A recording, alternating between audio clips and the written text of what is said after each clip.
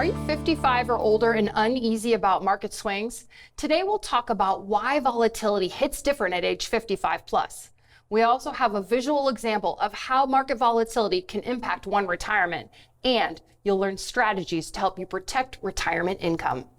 Hi, I'm Molly Nelson here with Lauren Merkel and Sean Honkopp, and today, guys, it's all about market volatility. And before Sean shows us this pretty powerful example, let's talk a little bit about the stock markets. Lauren, there is one thing we know about the stock markets. The one thing we know about the stock markets is they go up and they go down. And in fact, they consistently go down in a big way. If we look at the history of bear markets, which is where the stock market goes down by more than 20%, on average, every couple years, we go through those. And that's not going to change as you get closer to retirement. So when you're in your 20s, your 30s, even 40s, when the market goes down by 20+%, you're not thinking about it the same way as when you're in your 50s, 60s, pre-retirement, retirement. The market downs just hit way differently. And when people are 55 plus, Sean, it does hit differently. And I think what you're about to show us over at the board explains why. We know that market risk means more at age 55 and older. We get to talk to people every single day. And what we're hearing from you is that you know you don't have as much time on your side. So this market volatility, it means more and feels different. And you're looking to feel better about the investment decisions you're making.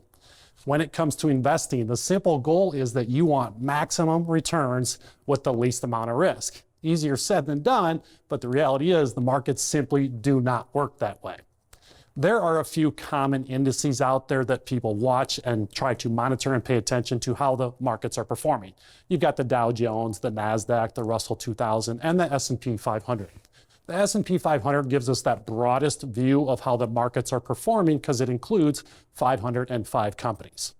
If we look at how the S&P 500 has performed over the most recent 20-year time period, so from 2006 to 2025, the S&P has had an average annual return of 9.05%. So it's been a strong ride, but it hasn't come without some bumps along the way. Let's take a look at some of those significant drops that we've seen during this most recent 20-year time period. If we take a look at 2008, all of you remember the Great Recession.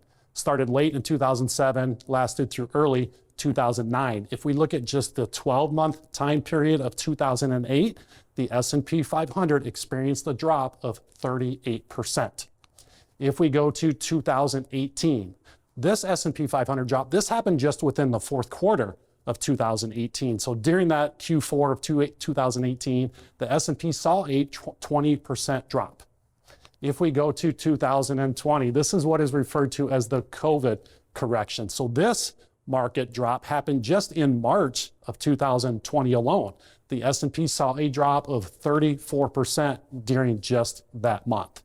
If we go to 2022, this was similar to 2008 where the markets were down the entire 12-month time period. So in 2022, the S&P 500 went down 25%. Part of why market risk means more at age 55 and older is because you're transitioning from a savings stage of life into a spending stage of life.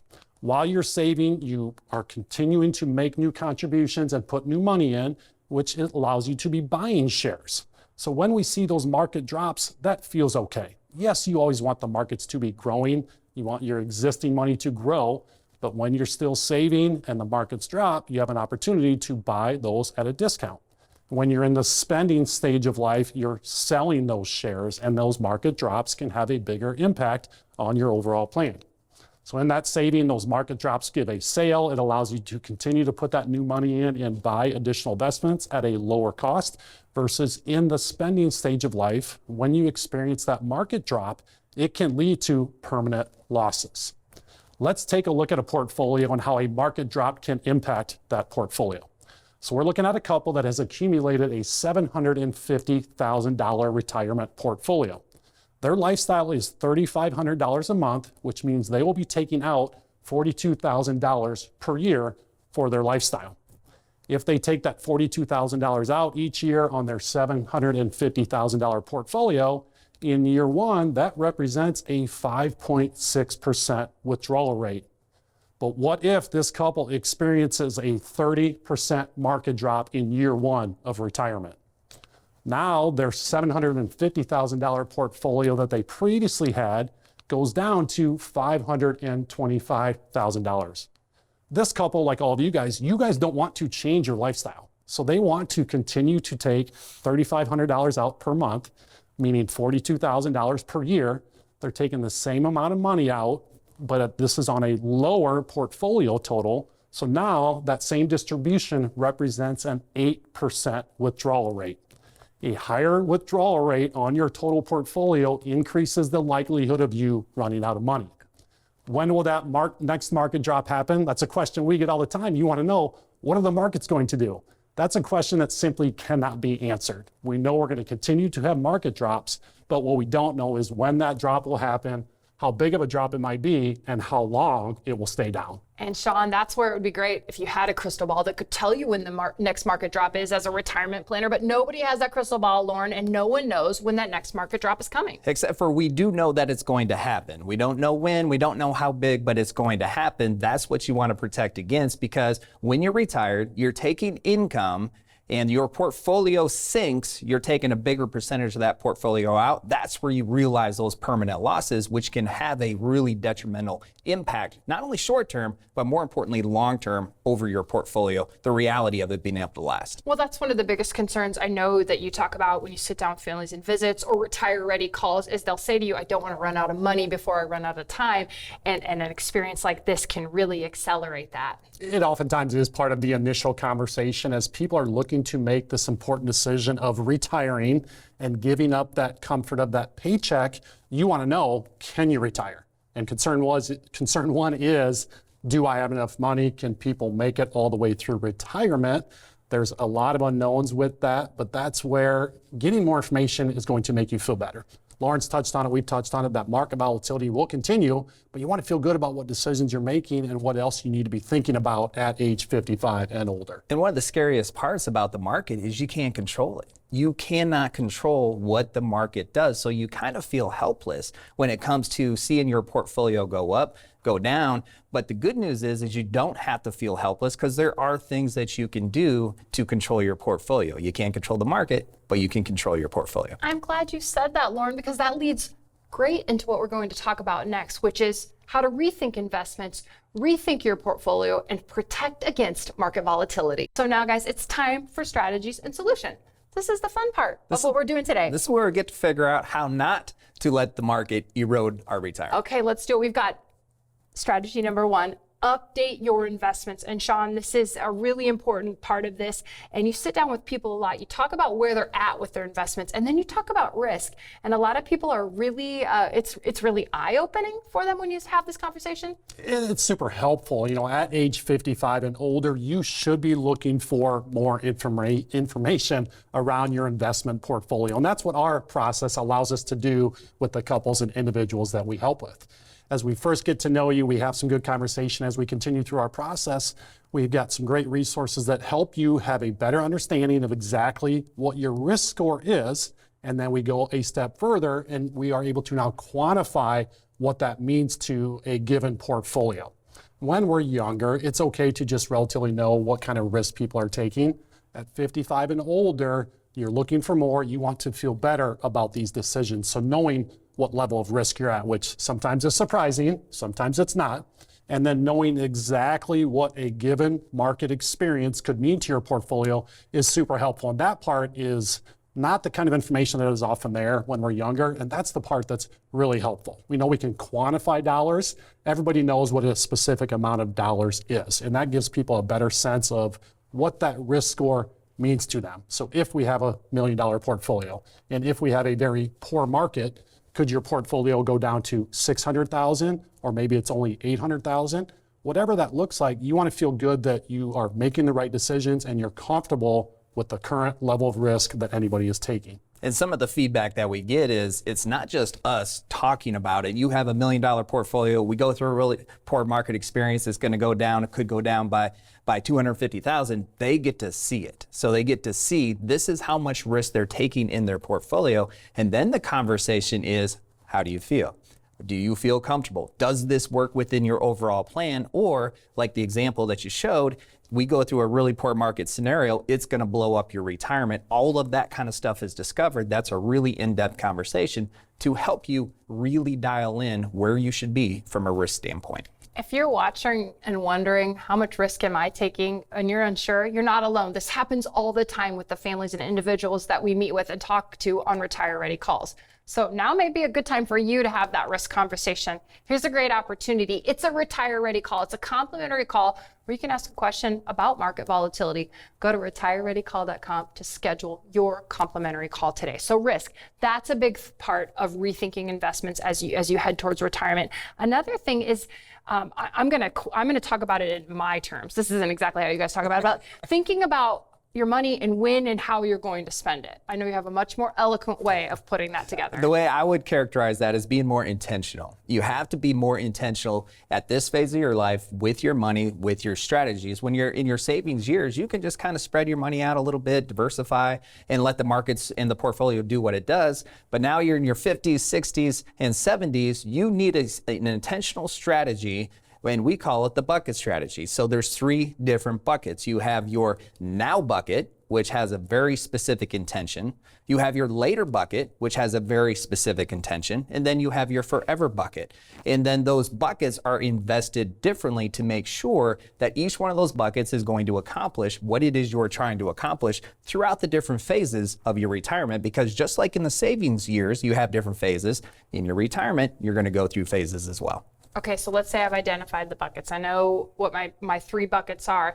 Then inside there, I'm investing differently. And this is where that term diversification of investments comes in, Sean? The word diversification is not a new concept to anybody out there, but at age 55 and older, it means something different. While you're younger, generally diversification means let's own a bunch of different types of investments, right? Let's be spread across the markets. At 55 and older, now diversification really means you want to be aware of different strategies. So we don't necessarily have to have the entire portfolio just at risk in the markets, which works when we're younger. Now is the time that you want to be looking for that information of what different types of strategies are out there that can add value to your portfolio, add value to your overall retirement plan, and still be positioned to seek and get the returns that we're looking for in the markets. Let's go back to Sean's board example, that's $750,000. So I'm guessing that when that went down to 525, in the 30% drop, that's because that whole 750 was in the stock market or in something like the S&P. Yeah, it's in more of the later and forever buckets where you need to make sure you have that now bucket, because when the market goes down and you have that now bucket, the way it's invested is no matter what happens to this crazy market, you can count on the money that's in the now bucket because that's what you're going to take out for income. So going back to the board example, you have the now bucket, you can let your later and your forever buckets do what they do. They go up and down. It's not that big of a deal because you have this steady, predictable income bucket that you can live on, not have to sell shares at a lower price in the later and the forever bucket. So the now bucket's invested more conservatively in predictable types of investments. The later bucket, you're taking a little bit more risk because you're going to use this money later down the road. And then you have the forever bucket that can really be your go-getter if you have the appetite to step on the gas a little bit with a piece of your portfolio that can replenish the later bucket if you want to, or maybe that's your legacy bucket or far off strategies 15 plus years down the road. And I have to imagine when you help someone develop this kind of a strategy for investing and spending their money and you present it, then they're not as worried about the headlines. They're not as worried about seeing that the S&P goes down 30% because they know that their now bucket, their now bucket is still okay. They can still make their mortgage payment. They can still buy the groceries. They can still go on the trip that they want to go on. Anytime we have more information and feel more informed about the decisions people are making, we all feel good. And that's what you should be seeking at age 55 and older. You know, one of the main goals of that now bucket is, again, going back to our example, that couple potentially had to sell when the markets are down. What we're trying to do is help minimize how often you may have to ever sell down. Not sure we can ever get that risk to zero because life's going to happen, markets are going to go up and down. But as you are more intentional about the decisions you're making, We can fill that now bucket, fill that later bucket, and forever bucket, and then you are more shielded against these market drops that we know are going to happen. So the number one takeaway from this is the strategies that got you to retirement, those investment strategies, are not going to be the investment strategies that get you through retirement, through all the different ups and downs of the market. That's probably one of the most common mistakes is people say, hey, I was doing really well throughout my savings years. It worked. Why is it not working so well in the retirement years? Because that phase of life is so much different for you. So many more different circumstances. Your strategies have to be more intentional and more aligned with that phase of your life. Here's strategy number 2, think beyond investments. We have to think beyond investments because there's so many other strategies you can put into play to help you live the retirement that you want to live. Taxes is top of mind. It's actually the number one wealth eroding factor when it comes to your retirement plan. Think about where you've saved your retirement money. Most of that retirement money probably has never been taxed before, which means you retire, you start taking income from it, it will be subject to tax. A good estimate of what your tax bill could be in retirement, just think if you have $1 million you've never paid taxes on before, you live a 20 to 25 year retirement time frame, you could pay about $500,000 over the course of that time frame in retirement tax. Just like you need to be intentional with your portfolio strategies in retirement, you need to be extremely intentional with your tax planning strategies. And it's possible for many retirees to knock over 6 figures off of that retirement tax bill. Every dollar you knock off that retirement tax bill, you can put in your pocket to help you spend and live the lifestyle you want to over the course of your retirement. Another way to think beyond investment, Sean, is to make the most out of that Social Security benefit. So many of the decisions that we help families make is the goal is to try to help you maximize all of the assets and benefits that you have, which one of those is Social Security. We know that feels overwhelming. We get so many questions around Social Security, but the ultimate goal is that you want to get as much money out of Social Security as possible. The challenge is if you ask 3 different people, you're going to get 3 different opinions on when people should start Social Security. So the best piece of advice, don't look at Social Security as just a single decision. It's within the context of an overall plan so that you feel better about that decision, you feel more informed about it. You get more money out of Social Security. That means to cover a retirement lifestyle. That's a lesser of a distribution that people need out of their total portfolio savings, which puts them in a position to maintain that portfolio and lessens the risk of running out of money. Taxes and Social Security are just 2 ways to think beyond investments. There's more out there. I'm glad you asked, Molly, because we specifically designed what we call a Retire Secure Roadmap. It is a retirement plan that encompasses 6 pillars. These are the 6 pillars you need to have within your retirement plan. The first pillar is the lifestyle. That's the fun stuff. That's the things that you dream about doing in retirement. And the other 5 pillars are the 5 financial pillars that help you live your lifestyle dreams in retirement. So that's the income, investments, taxes, healthcare, and legacy pillars. All 5 of those go together to help you live that lifestyle that you want to have. It's worth mentioning that healthcare decisions and legacy decisions can help support those other pillars, because I think sometimes, again, like Social Security, people want to make that decision over here, and then they want to make investment decisions over here.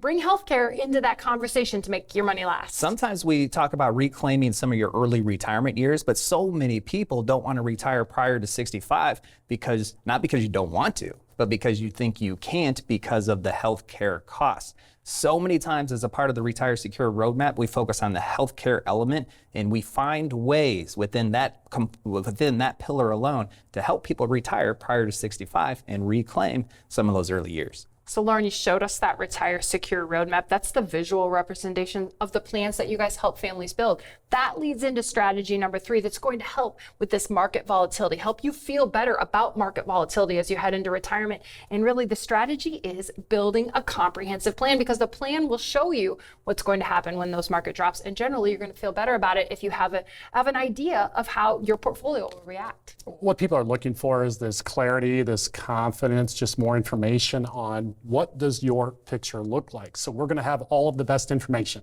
We put it in this plan, and now it helps paint that picture for us of, based on where you're at, what your lifestyle needs are, what kind of portfolio someone has, and now we can look out over the 20 or 30 year retirement journey that you're looking for, and you're going to have a good sense of what does this look like, right? Are you in a position to retire at 55 and older? Do you need a few more years?